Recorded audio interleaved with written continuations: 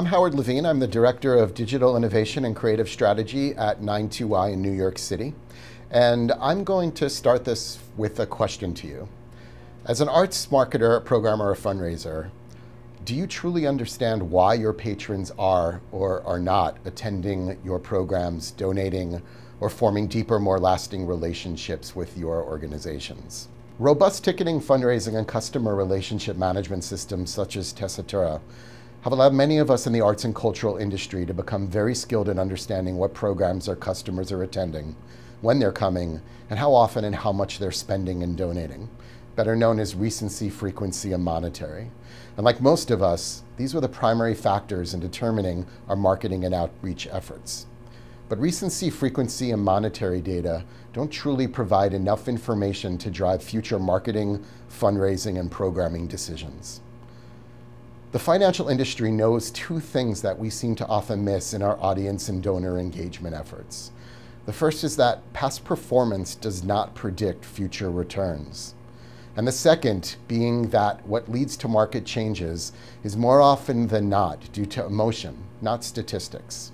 The arts and cultural industry is very good at creating programs that are designed to elicit emotions. It's what we do.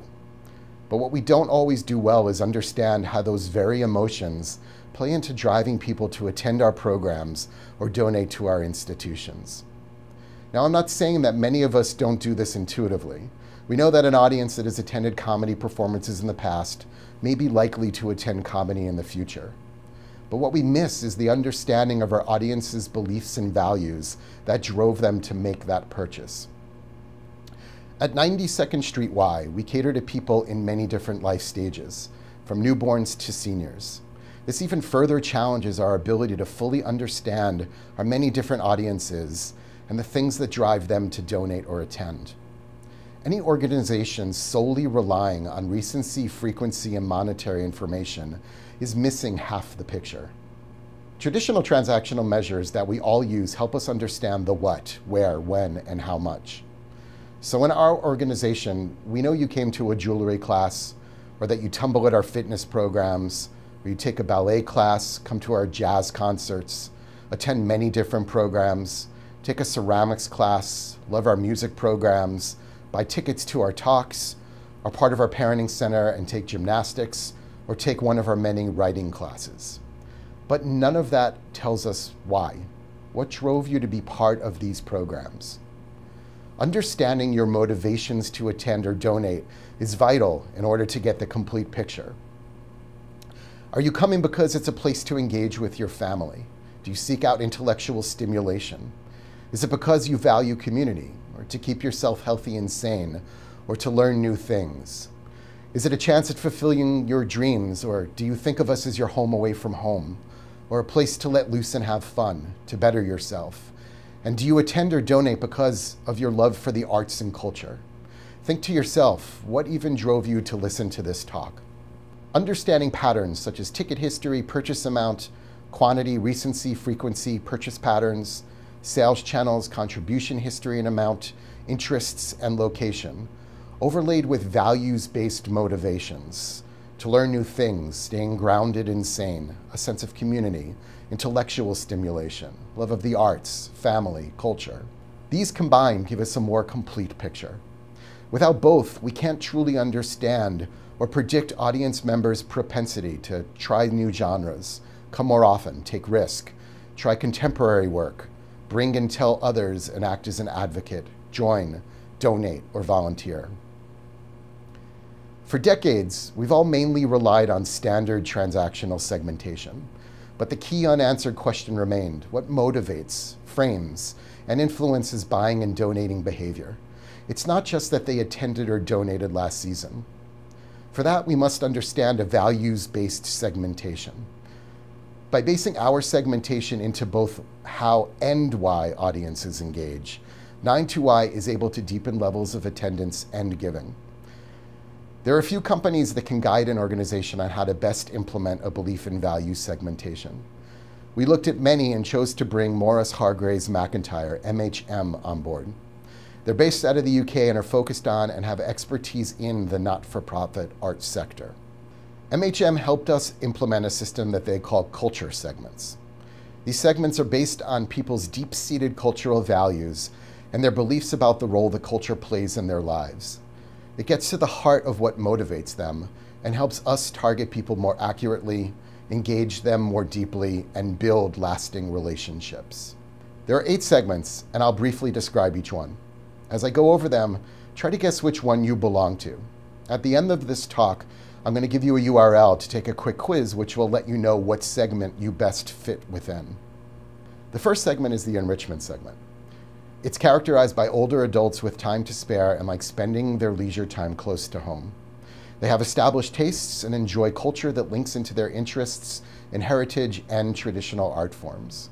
The entertainment segment tends to be conventional, younger adults, for whom the arts are on the periphery of their lives. Their occasional cultural attendance is usually for spectacular, must-see events.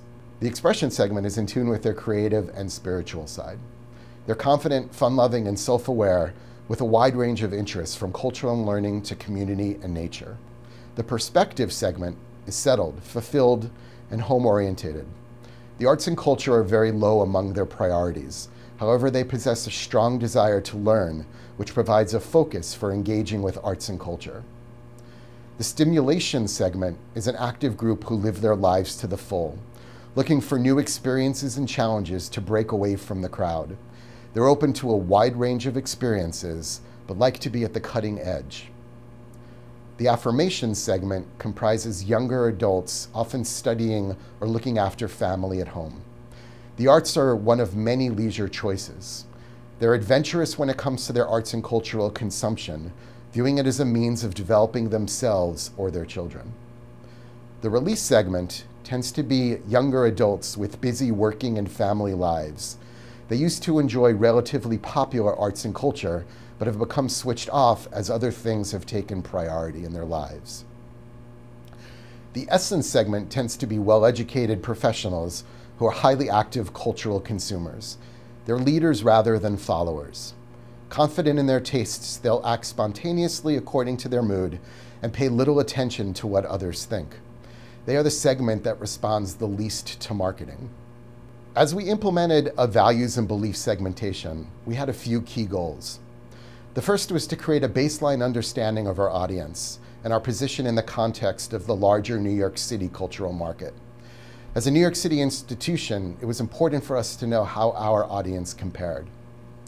We then wanted to deep dive into motivations, values, and the needs of the different audience segments in order to determine how to reach, engage, and develop selected audience segments, all with the goal of driving incremental revenue, engagement, as well as increase efficiency and effectiveness.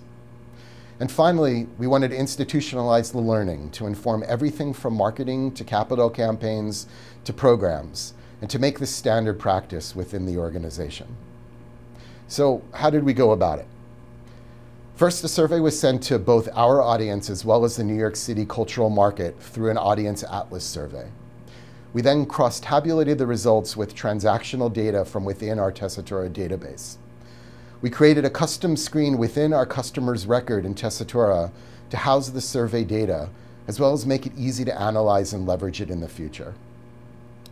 We then identified key questions to ask our patrons in ongoing surveys in order to continue the cultural segmentation going forward. From the data, we're then able to modify our editorial and creative marketing approaches to reach the right audiences with the right messages. And finally, we continue to evaluate and fine-tune the results for future initiatives. So what have we learned from our beliefs and values segmentation? When looking at the 8 culture segments, it became clear that our audiences dominated certain segments. Our overall audience had 2 culture segments that stood out above the rest.